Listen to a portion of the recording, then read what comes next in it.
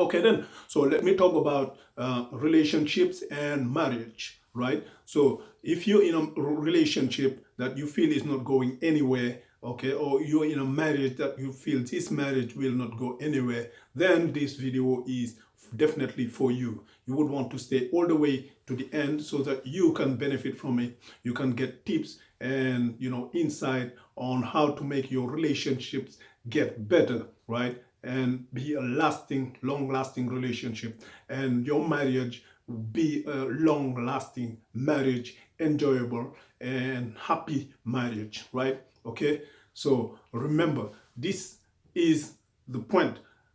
We are talking about relationships and marriage because today there is a lot of issues in a lot of marriages, and sadly those marriages will always end up in a divorce, right? Now these are the statistics, not from me, but from out there. If you go and check it out, you will find that today divorces are going through the roof, and the rate of marriages actually are going down, right? These are the sad statistics that we have today, okay? Unfortunately. Now, there is a question, why don't relationships work anymore? Why don't they last any longer? Why marriages don't last any longer? Why so marriages go into breakups and then into divorces, right? So we're going to talk about those, and we're going to talk also about the solutions, right, that I will be suggesting so that you can use for your own self to build yourself better relationships and better marriages, right? Okay, now let's dive straight in. I'm Alpha One, and I'm a coach in personal development, particularly mindset. I'm also a coach in relationship, so because it's all mindset, and I'm an investor. I'm also a marketer, right? Now, I am very well positioned to talk about relationships because I've been through many relationships in the past, and I hope you actually learn from my mistakes and also, basically get the best out of the results and the tips I'm going to give you. All right. Okay. So let's go straight into it. The question is, what are the key principles for a better relationship, for a long-lasting relationship and a long-lasting marriage, right? Now, for those questions and for the answers of those questions, we're going to have to look at actually certain principles, right? Because everything actually works on principles, whether it's about health, about diet, about spirituality, about the geometry, about physics, anything, you name it, it goes through principles. There are principles that are there that actually guide someone into making the best out of any particular subject, right? Okay, so here we're talking about relationships, and we're talking about marriages. So we're going to use principles that will work for marriages and for relationships, which are actually unfortunately ignored by most of us, to the point where we cannot get into a long-lasting relationship or a long-lasting marriage, right? So if you want your relationship to last longer, okay, and be a better relationship, if you want your marriage to be a better marriage, so you're going to have to apply certain principles, right? Okay, now these principles are, first of all, you're going to have a bit of knowledge, right? Knowledge that is about the other side, or the one you're dating, or the one you want to have a relationship with, as well as the one you actually plan to marry, right? Because knowledge is the information side, right? It is very important, right? I cannot emphasize this enough, because knowing will help you actually get the best out of anything, right? So if you know your car, that means you will get the best out of it, okay? If you know your horse, you will get the best out of it, right? So if you know your man, or if you know your woman, you will definitely get the best out of your woman or your man, right? So knowledge is key. Now, it's not about investigating, or it's about going deep into asking too many questions. No, it's just about a serious conversation, but that is very friendly conversation with, whoever you are dating or whoever you are trying to marry. Okay, and this actually will show that you're serious about the relationship, the supposed relationship or supposed marriage, right? Okay, so get the best out of those questions, meaning questions that relate to who the person is, who are you, or what do you stand for, what have you been doing in your life, were you in relationships, in particular relationships?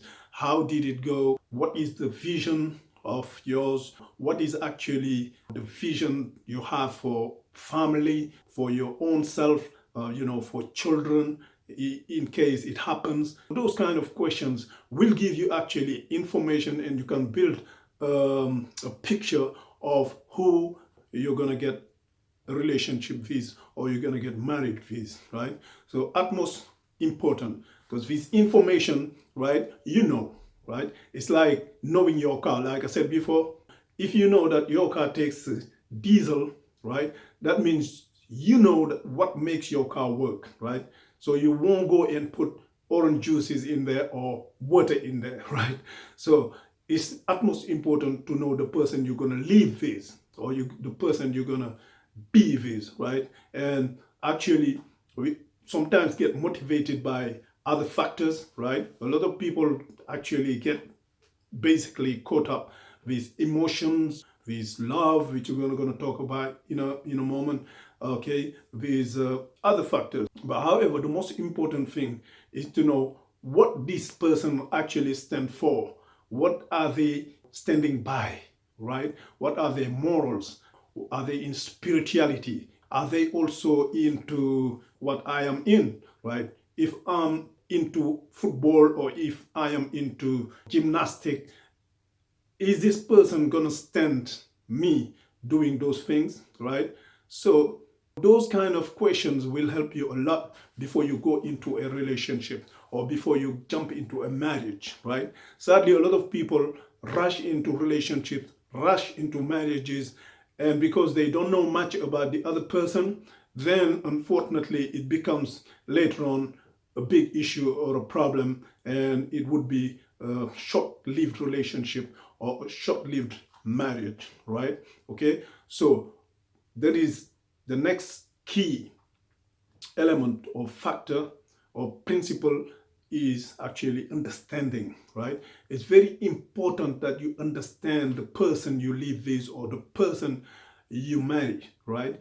Why? Because understanding will actually get you to always prevent things happening, in the wrong way, right? So you can prevent. It's better to prevent than to cure. So if you understand the person, what are they thinking? What are their mindset? What are they, actually thinking about? And what are their plans? Then you can actually be relaxed knowing that this person is the person I need to be with, right? Whether it's in a relationship or for the rest of my life in a marriage, right? So it's utmost important to understand the person. What do they mean by certain words? What do they mean, by what they, about to do? Or, what exactly do they mean by their expressions, daily expressions, and their daily emotions, and daily thinking, daily thoughts, right? Okay, so if, for instance, your woman or your man, actually, as a matter of fact, men and women have different emotions or the way they actually feel emotions, okay? Uh, a man may think love is, I want actually to be with you because, I love your body, or I love, the way, you conduct yourself. And at the same time, the woman, love for the woman wouldn't be that kind of thing, right? It would be maybe affection, right? So they mostly, actually, women take love as affection. So if you give them a bunch of flowers, they might not need that at the end of the day. Maybe they need more care, right? Okay, so if you show some care, then it becomes even a better emotion, like that's an affection emotion, right? And most women actually are into affection more than really love. And like I said, we're going to talk about the word love in a moment, okay? So men interpret love differently, right?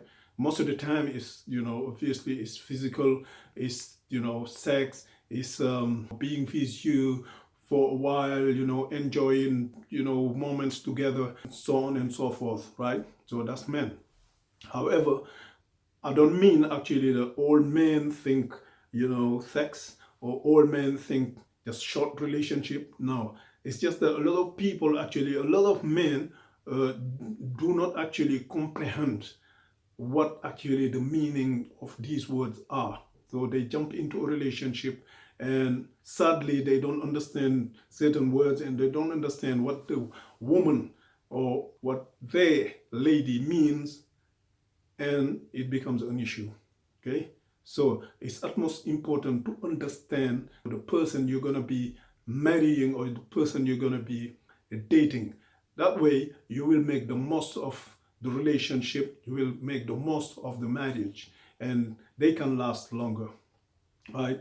And the last one is wisdom. Now, wisdom is so critical, because the wisdom actually is the one that, top it up, right? So if you got wisdom, you already got understanding and you got knowledge, even though you might not even feel you have knowledge. And wisdom is actually top, because with wisdom, houses are built, okay?